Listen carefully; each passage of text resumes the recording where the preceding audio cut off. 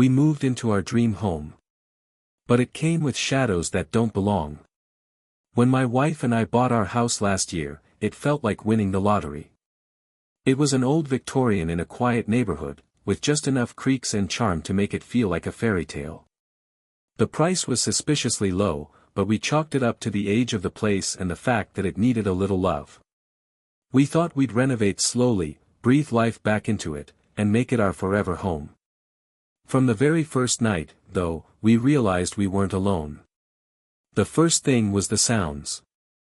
We brushed them off at first. Old houses settle, right? But these weren't the sounds of wood groaning. They were footsteps. Clear, deliberate, measured. They started in the attic, heavy and slow, pacing back and forth. Then they'd stop. Hours later, we'd hear them again, sometimes on the staircase, sometimes in the hallway outside our bedroom. One night, around 2 a.m. I heard the distinct creak of our bedroom doorknob turning. I shot upright, heart pounding, certain someone had broken in. The door never opened, though, and when I checked, the hallway was empty. My wife swore she hadn't heard anything, but I could see in her face that she wasn't sleeping well either. Then came the shadows. At first, they were small things, a flicker in the corner of your eye, the feeling someone had just walked past the doorway. But then they grew bolder.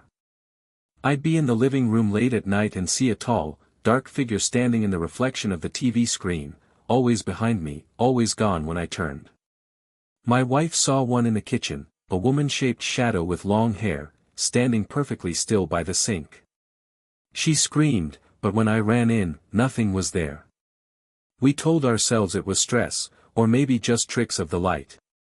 But our dog proved otherwise. He used to love the house. But after a month, he refused to go upstairs. He'd stand at the bottom of the staircase, tail tucked, growling low at something we couldn't see. Sometimes at night, he'd bark furiously at the corner of the bedroom ceiling, his eyes tracking something invisible moving across the room. More than once, he bolted from the house entirely, whining and scratching at the door until we let him out. Then things escalated. One morning, we found every cabinet in the kitchen hanging open. Every single one. The strange part was that we'd locked them shut the night before because we were painting and didn't want dust inside. Another time, I woke up to the sound of whispering in the bedroom. I thought it was my wife, but when I looked over, she was fast asleep. The whispering was right by my ear.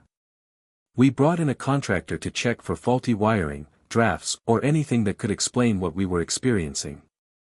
While he was in the basement, he came upstairs pale as a sheet. He asked if we knew about the old crawlspace hidden behind a bricked-over section of the basement wall. We had no idea. He refused to keep working and left without finishing the inspection. Of course, I had to see for myself. When I pried open part of the wall, I found a tiny, suffocating crawlspace. Inside were three things: a rusted bed frame, a child's shoe, and an old diary so rotted most pages were unreadable. The few legible pages spoke of a girl who claimed she couldn't leave the room and they keep watching me at night. The handwriting got messier and messier until the last entry simply said, "They are in the walls now." Since then, the activity has gotten unbearable. We hear knocks from inside the walls at night, in patterns like someone's trying to answer us. Doors slam when no windows are open. Our dog refuses to come inside at all anymore. The other night, my wife woke up with scratches across her back, 3 long parallel marks that looked like claws. We don't feel safe here. And yet, when we've tried to leave, things happen. Our car wouldn't start for the first time in years. The moving company canceled on us the morning they were supposed to come. Twice, we've had "for sale" signs ripped out of the front yard overnight. It feels like something wants us to stay. I don't know what we're going to do. But every night, the footsteps grow louder. Closer. And last night, for the first time, the door to our bedroom actually opened. We didn't see anyone there. But we heard breathing. The shadows in our house don't just want to be seen. It's been about 3 weeks since my first post, and I wish I could say things got better. They didn't. They got worse. After we found the crawlspace and the diary, we decided to bring someone in, not just a contractor, but a paranormal investigator. Honestly, I felt ridiculous even making the call. I'm a pretty rational guy. I don't scare easy. But the truth is, we couldn't live like this anymore. My wife was barely sleeping, our dog wouldn't even cross the threshold of the house, and I was starting to hear that whispering all the time, even during the day. The investigator, a woman named Claire, came with a small team. They brought cameras, recorders, thermal detectors, the whole deal. The first night they set up, nothing happened. Just creaks, clicks, the usual. I was embarrassed, thinking we'd wasted money. But on the second night, everything changed. At 2:47 a.m., every single motion sensor in the house went off at once. The cameras picked up movement in the hallway, a dark humanoid figure taller than any of us. It moved from one room to another in less than a second. At the same time, one of the recorders picked up a low growl, not an animal, not anything human. Claire told us she'd never captured something that clear. Then they tried a spirit box session. For anyone who doesn't know, it's a device that rapidly scans radio frequencies and supposedly lets spirits speak through the static. At first, it was just noise. Then, clear as day, a voice came through. A woman's voice. It said one word, stay. Everyone froze. My wife grabbed my hand, shaking. Claire asked, who wants them to stay? The box crackled for a long moment before the same voice answered, all of us. After that, things spiraled. 2 of the cameras shut off at the same time. Batteries dead, though they'd been fully charged hours earlier. One of Claire's team members ran upstairs after hearing a child crying. He swore he saw a little girl sitting on the top step, long hair, pale face, dirty nightgown. She vanished when he blinked. That same night, I woke up to find our bedroom door wide open again.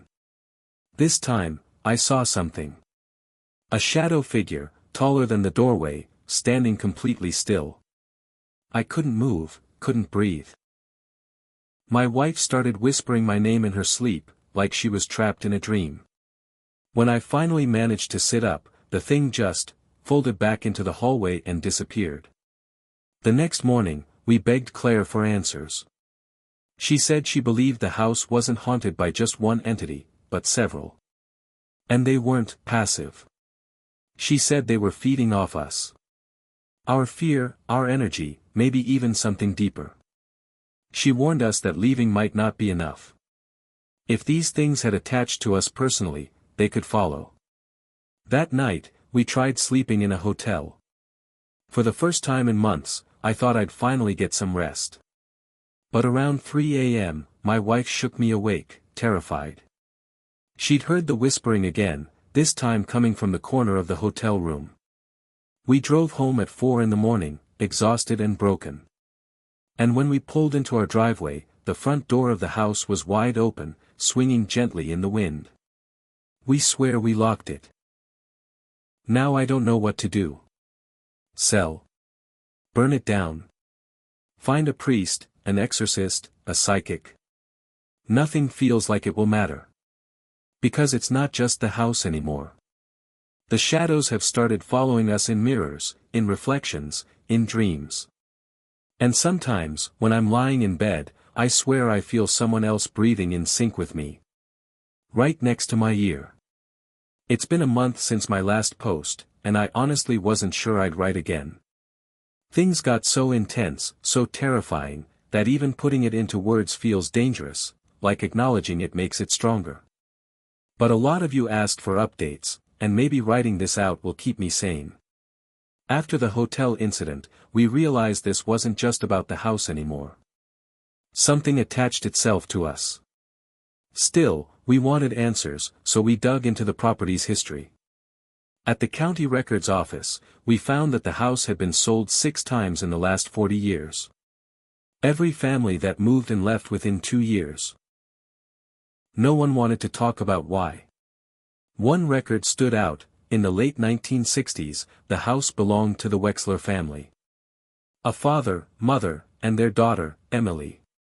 There were no records of them moving out. Just gone. The property was seized for unpaid taxes years later. That night, I couldn't sleep. I kept thinking of the diary we found in the crawlspace. They are in the walls now. What if Emily never left? We decided to call in a priest. Father Donnelly had dealt with so-called oppressions before. When he walked into the house, he stopped cold in the foyer and whispered, "There's something wrong here." He sprinkled holy water and began a blessing. The walls shook. I swear to God, the walls shook. Our light fixtures flickered violently, and upstairs, something slammed a door so hard the frame cracked. The priest didn't run, though. He continued praying, louder. And that's when we all heard it, a scream. A woman's scream, coming from inside the walls themselves. It was so loud, so raw, it felt like it tore through my bones. My wife collapsed to the floor, sobbing. Afterward, Father Donnelly told us straight, he believed the house was a kind of prison. Spirits trapped there, angry and desperate. But there was one in particular, stronger than the rest, something inhuman. He warned us to leave, immediately. We tried. We really did. We packed our things, arranged for a moving company. But the night before we were supposed to leave, everything escalated. At 3:12 a.m., our bedroom door slammed open. We both woke up, and this time there was no shadow in the doorway. There was a figure. A tall, black mass with long, jagged arms. It didn't walk, it glided toward the bed. The temperature dropped instantly, our breath turning white in the air. My wife screamed and tried to run, but she was thrown back onto the mattress as if someone invisible had pushed her. I grabbed the Bible the priest had left us and started reading aloud the only prayer I knew by heart. My voice was shaking, but as I read, the thing stopped. It didn't vanish. It just retreated into the corner, where it melted into the darkness like smoke. When the sun rose, we didn't wait for the movers. We stuffed whatever we could into our car and drove away. We didn't care about the furniture, the clothes, any of it. We just needed to get out. But here's the part that still keeps me awake at night. As we were leaving, my wife looked up at the second-story window. She went pale and grabbed my arm. "Do you see her?" she whispered. I looked. And there, in the window of what had been our bedroom, was a little girl. Pale face. Long hair. Wearing a dirty nightgown. She was just standing there, watching us go. We don't live there anymore. We moved 2 towns over, into a modern apartment with bright white walls and no history. But even here, things don't feel right. Sometimes, in the middle of the night, I'll wake up and hear faint footsteps in the hallway. Sometimes, our dog still growls at corners of the room where nothing is. And last week, I found something that made my blood run cold. Tucked into one of our unpacked boxes was the child's shoe we discovered in the crawlspace. We never brought it with us. So now I'm left with the same question I've had since the first night in that house. What if leaving was never really an option? We went back to the house to finish what we started. I didn't think I'd ever step foot in that house again. After what happened the night we left, I swore I'd never look at it, never drive past it, never even think about it if I could help it. But life has a cruel way of dragging you back. The nightmares started almost immediately after we moved. Every night, my wife dreams of the little girl in the window. Sometimes she's just standing there, silent. Other times, she's whispering, "Help me." I dream too. Not of the girl, but of the walls. Endless walls, closing in, with scratching and pounding from inside them. We wake up drenched in sweat, our dog pacing and whining at the door as if he wants to escape the apartment. Last week, my wife found something disturbing. She'd been going through a box of old documents, the same one we'd packed in a rush before fleeing. Inside, between two random books, was a folded piece of yellowed paper. Neither of us remembered packing it.